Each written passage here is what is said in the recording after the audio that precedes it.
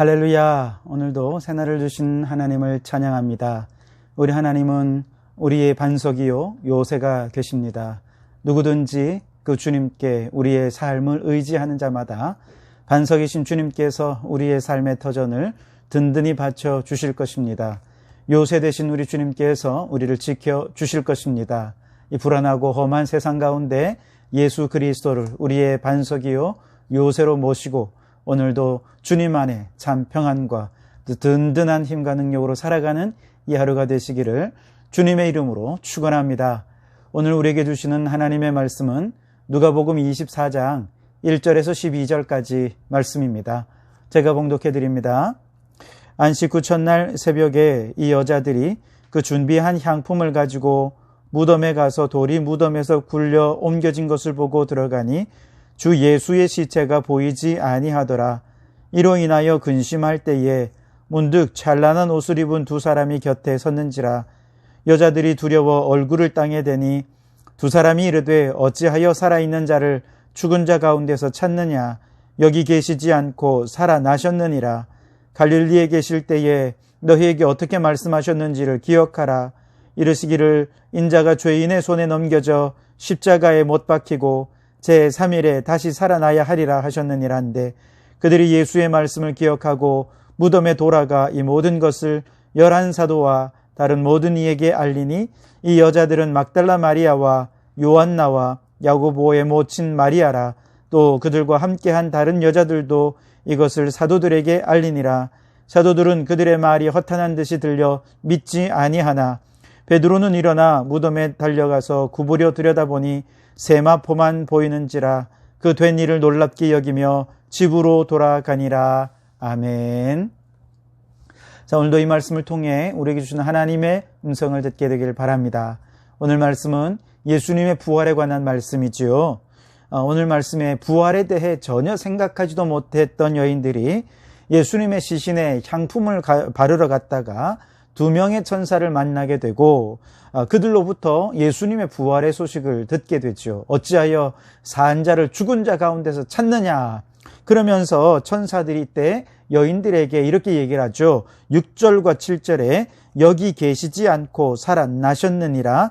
갈릴리에 계실 때에 너희에게 어떻게 말씀하셨는지를 기억하라.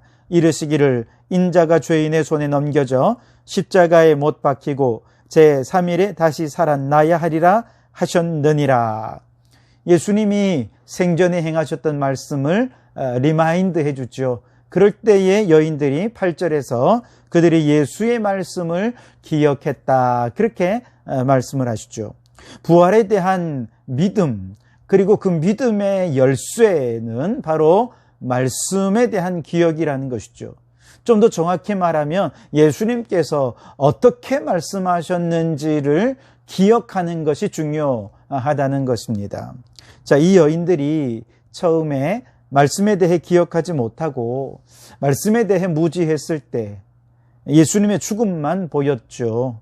그래서 1절 말씀을 보면 이 여인들은 안식 후 첫날 새벽에 예비한 향품을 가지고 예수님의 무덤으로 가게 됩니다. 이런 여인들의 모습 속에는 예수님이 부활하실 것이라고 하는 일말의 기대감도 없습니다. 예수님이 과거에 행하셨던 부활에 관한 말씀에 대한 전혀 생각이 없습니다. 다만 그저 이 여인들은 생전에 사랑하던 그 예수님의 시신에 향품을 발라드려야 한다 하는 이 생각밖에 없었습니다. 왜냐하면 너무 급하게 장례를 치르느라고 매맞고 찢긴 예수님의 시신에 향품도 제대로 못 발라드린 채 그냥 후다닥 장례를 치르고 말았거든요.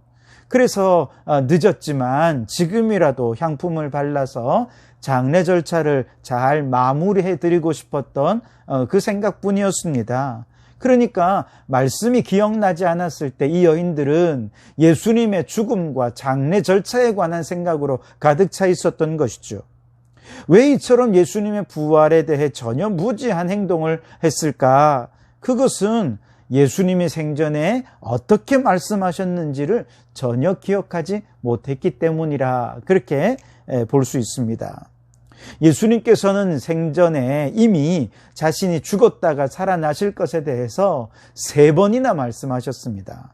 그때마다 제자들은 이 말씀으로 인해 충격을 받았고 때로는 심히 근심했다고도 말씀하고 또 베드로 같은 사람은 예수님 이런 일이 일어나지 않도록 제가 막아드리겠습니다 하고 예수님을 가로막고 섰다가 예수님께로부터 사탄아 내 뒤로 물러서라 이렇게 사탄 취급까지 당했던 그런 경험이 있지 않습니까?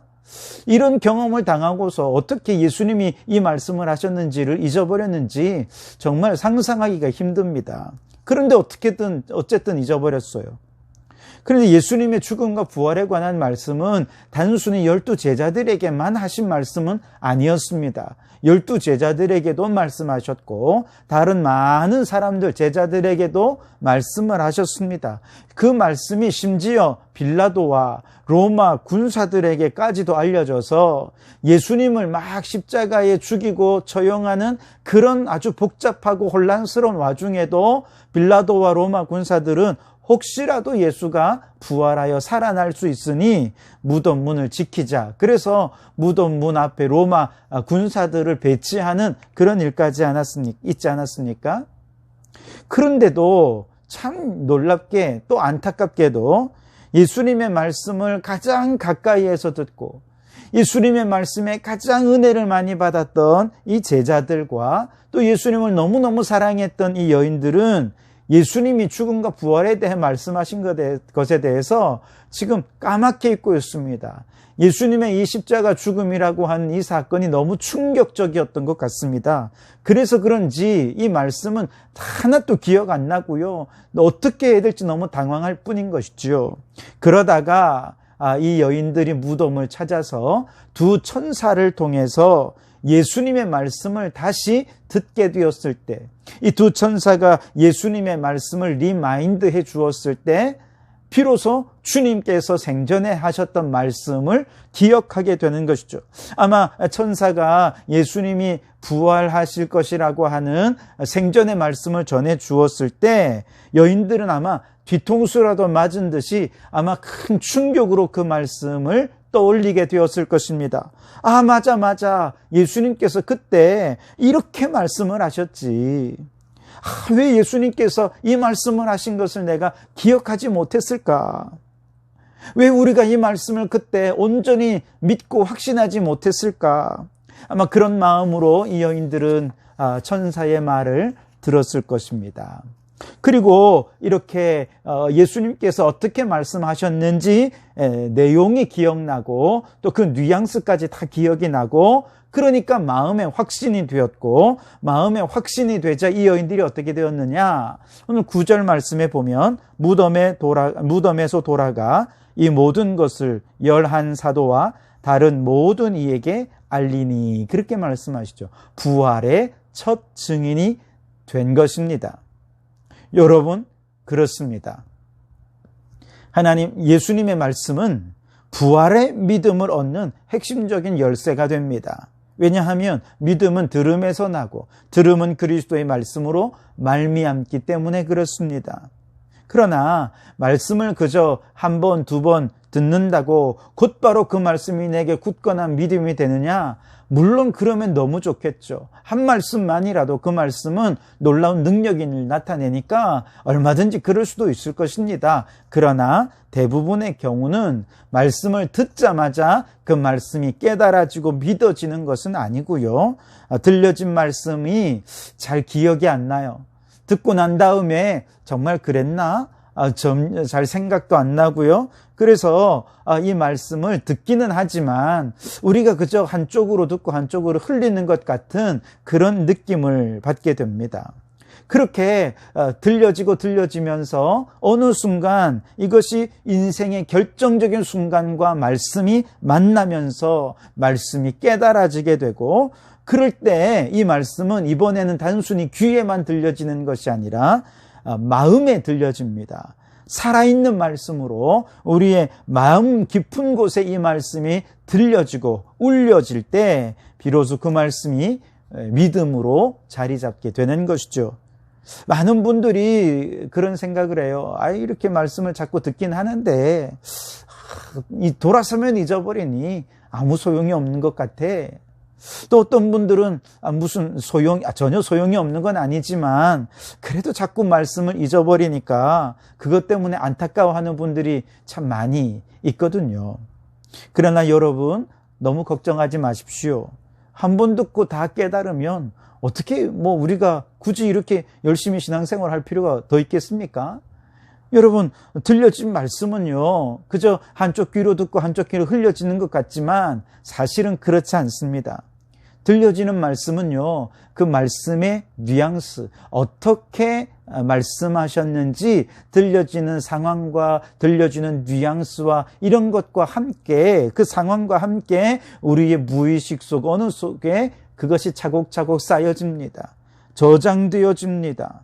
그러다가 한동안 잘 잠자고 있다가 그 말씀이 2번 들려지고 4번 들려지고 10번 들려지고 20번 들려지고 그렇게 계속해서 들려지다가 이것이 어느 순간 우리의 가슴 속에 들려지게 되고 삶 속에서 깨달아질 때 말씀이 믿어지는 역사가 일어나고 말씀이 믿어지고 깨달아질 때 비로소 우리는 부활의 증인으로 살아갈 수 있게 되는 것이죠.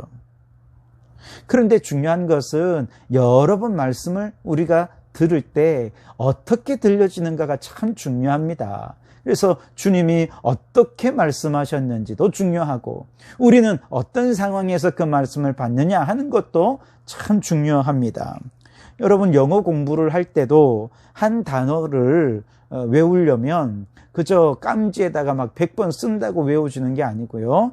그 단어를 때로는 텍스트에 나오는 문장 속에서 그 단어를 듣기도 하고 때로는 생활 속의 다양한 상황 속에서 그 단어를 접하기도 하면서 최소한 7번 이상 그 단어를 다양한 상황 속에서 만나야 그 단어가 제대로 기억이 될 수 있다. 그래서 학생들이 그렇게 열심히 공부를 하는 것 아닙니까? 성경 말씀도 마찬가지입니다. 똑같은 말씀이라도 설교 시간에 만나고 또 때로는 혼자 묵상하면서 만나고 때로는 기도하면서 만나고 때로는 생활 속에서 그것이 계속해서 다양한 상황 속에서 반복해서 그 말씀을 기억하고 그 말씀을 떠올리고 또 그런 말씀이 기억나는 환경을 의도적으로 만들어갈 때 비로소 그 말씀이 내 마음속에 들려질 수 있게 되는 것이죠. 그런 면에서 우리 성도들은 다양한 상황 속에서 다양한 환경 속에서 끊임없이 말씀을 기억하기 위해 노력하는 그런 노력과 수고가 필요합니다. 안식일에 이 여인들이 예수님을 만나기 위해 무덤으로 가지 않았다면 어떻게 부활하신 예수님을 만날 수 있었겠습니까? 주님을 사랑하는 마음으로 주님께 가까이 나아가니 부활하신 예수님을 만났고 부활의 증인이 될 수 있지 않았습니까? 우리도 마찬가지입니다. 우리도 말씀을 기억하는 다양한 환경들을 우리 스스로가 조성해야 됩니다. 그래서 여러분, 교회에서 이번에 우리가 통독 50독 대행진합니다. 그러니 1독씩 하십시오. 2독씩 하십시오. 그렇게 얘기할 때 이것을 여러분 잘 붙잡으십시오. 그래서 통독을 통해서 말씀을 기억하고요.